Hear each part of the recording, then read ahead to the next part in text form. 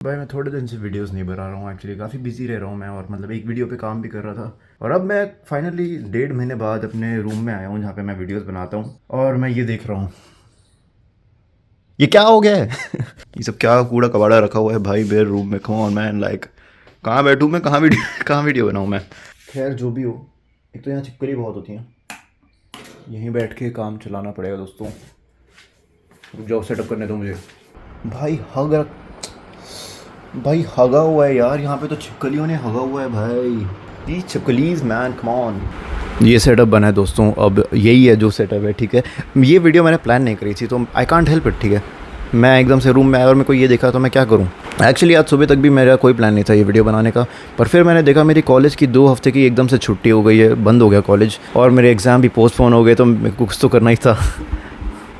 अभी बहुत ख़तरनाक सीन हो रखा है भाई यहाँ पे। जब मैं ये वीडियो बना रहा हूँ इससे 10-15 मिनट पहले यहाँ पे एक एक्सप्लोजन की आवाज़ आई है। पहले मेरे को लगा कि यार शिट मिसाइल गिर गया, तो मेरी फट गई और मैं एकदम से अलर्ट हो गया, ठीक है। मेरा डॉगी भी अलर्ट हो गया, टिम टिम। फिर मेरे को लगा अरे नहीं नहीं, यहीं पे पास में कहीं कुछ ट्रांसफार्मर फटा होगा। अब मेरे को वापस पता लग रहा है कि वो एक्चुअल में एक्सप्लोजन ही था।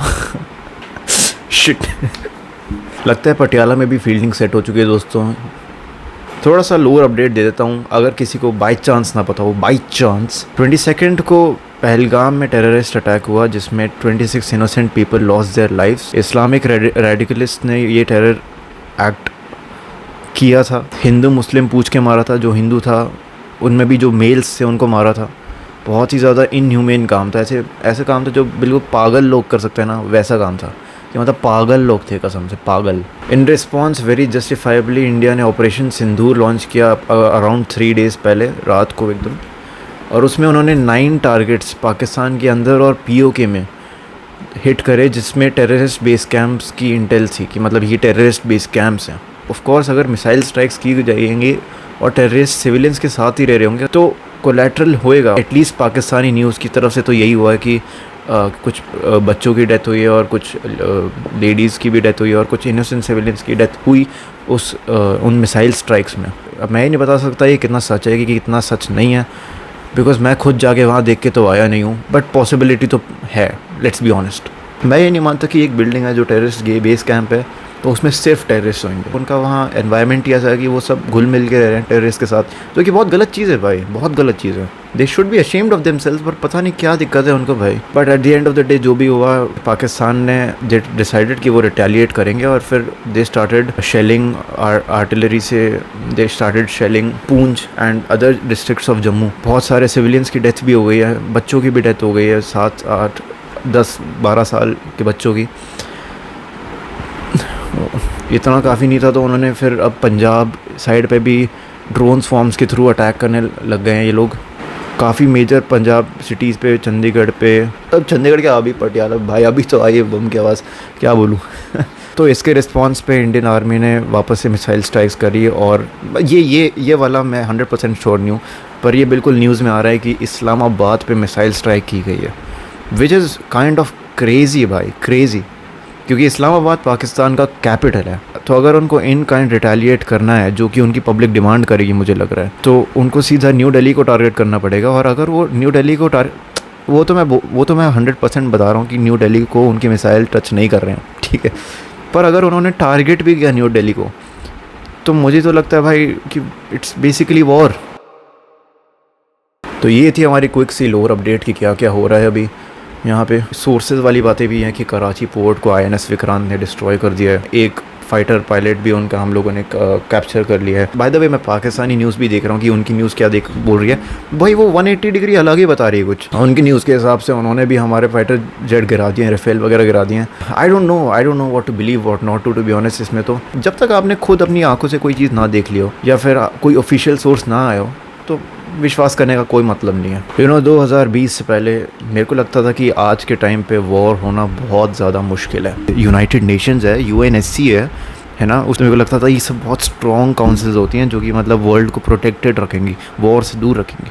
फिर रशिया ने यूक्रेन पे अटैक कर दिया, और मतलब वो लड़ाई आज तक चल रही है भाई, और उसका कोई मतलब नहीं निकला है। फिर मेरे को लगता था चलो वॉर हो भी रही है तो एटलीस्ट एक फेयर वॉर होएगी, कहीं पे भी इनह्यूमेन चीज़ें नहीं कही जाएंगी, एटलीस्ट वॉर में भी थोड़े रूल्स होते हैं। वो भ्रम भी मेरा हट गया इसराइल वर्सेस पैलेस्टाइन के बाद में।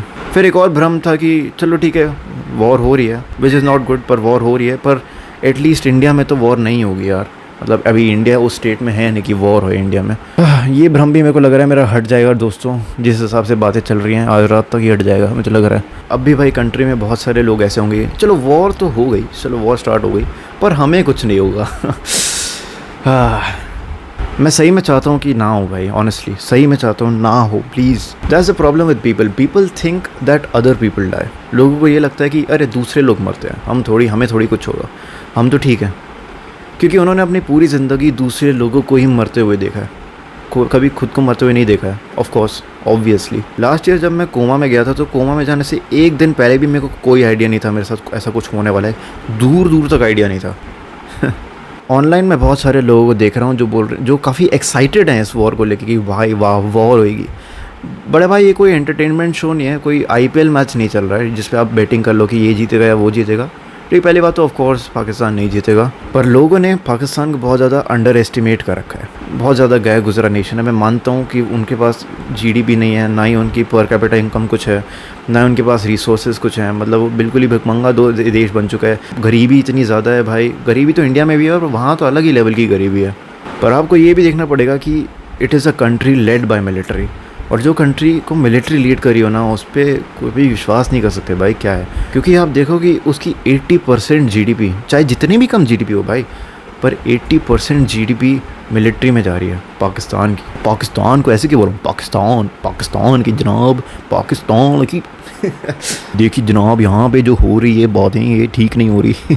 मेरे कॉलेज में भी ऐसे लोग थे जो एक्साइटेड थे इस वॉर को लेके कि भाई पाकिस्तान का तो नक्शा बदल देंगे भाई, पाकिस्तान की तो फील्डिंग सेट कर देंगे भाई। और जैसे ही पंजाब पे एयर स्ट्राइक्स होने लग गई, इवन तो सारों को इंटरसेप्ट कर लिया भाई, मूड जो बदला है लोगों का, जो लोग भाग रहे हैं अभी घर, अभी भाई निकलो घर निकलो प्लीज़। तो वही मैं बोल रहा हूँ कि जब तक अपने घर पे बात नहीं आती ना, लोग ऐसे ही बोलते हैं ओ भाई वॉर कर देंगे, इनको तो ख़त्म कर देंगे। फैक्ट तो ये है कि भाई चल ठीक है हम पाकिस्तान को कैप्चर भी कर लेना भाई, तो फैक्ट है ये कि it will not come without casualties होंगी ही होंगी दोनों साइड पे। और अगर आप बस चाह रहे हो कि कैजुअल्टीज़ हो, तो आपसे बड़ा अजीब आदमी नहीं है भाई, कोई नहीं है कि भाई वॉर करो, लेट्स गो भाई अब तो मार देंगे इनको, ये सब वो सब।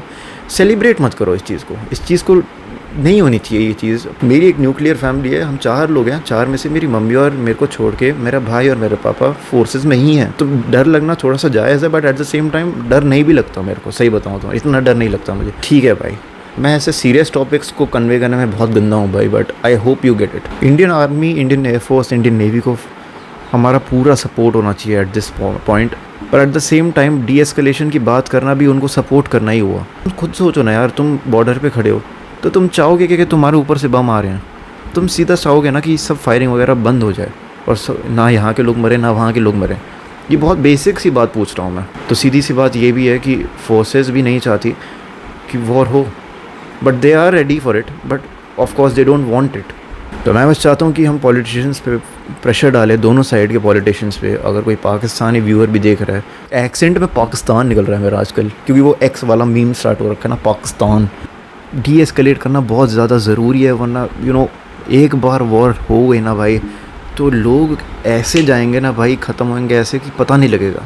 मैं आपको बता रहा हूँ, जो लोग बोल रहे हैं ना वॉर सपोर्ट कर रहे हैं, बिल्कुल भी, अगर जिस दिन आपके घर के साइड में मिसाइल गिरेगा ना भाई, बड़े भाई उस दिन आप भूल जाओगे कि आप वॉर को सपोर्ट कर रहे थे, उस दिन आप भी मेरे साइड आ जाओगे। वही मैं बोल रहा हूँ कि जब तक आप पे या फिर आपके किसी नोन वन पे इफेक्ट ना पड़े, तब तक आप भी यही इमोशंस में भय रहोगे, पर उसके बाद आपका इमोशन बिल्कुल बदल जाएगा। और एक बहुत ज़्यादा इंपॉर्टेंट चीज़, जहाँ भी हो सेफ़ रहो, स्पेशली पंजाब में हो या फिर जम्मू साइड में हो, जैसे ही सायरन बजे light of, inverter of.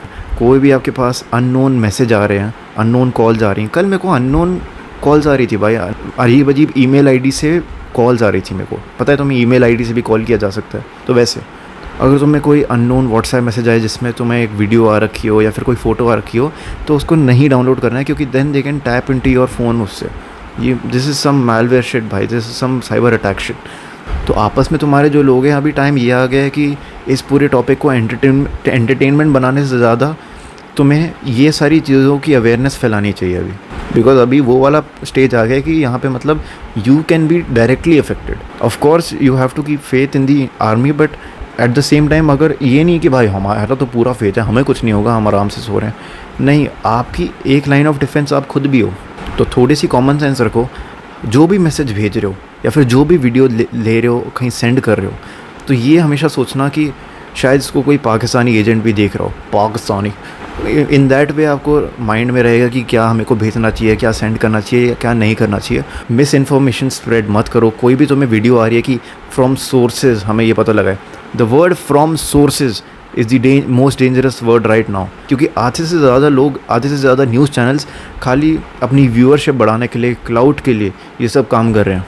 Stay alert, spread the message for people to be alert, and don't make entertainment out of this war. Make entertainment out of other things, distract yourself to other things. ये war नहीं होनी चाहिए। कुछ भी ऐसा मत करना जिससे कि हमारी खुद की फोर्सेस खतरे में आ जाएं, ठीक है। ऑनलाइन कुछ भी शेयर करने की फालतू में ज़रूरत नहीं है, ठीक है, जिससे कि हमारे फोर्सेस खतरे में आ जाएं, उनके ऑपरेशन कॉम्प्रोमाइज़ हो जाएं। अभी हिंदू मुस्लिम मत करना प्लीज़ देश में। अभी we need to stand as one unit. Situations के लिए रेडी रहो, अपना ध्यान रखो, at the same time forces पे, आर्म्ड फोर्सेस पे अपना भरोसा रखो। आई होप ये वॉर ना हो। Stay safe. जय हिंद।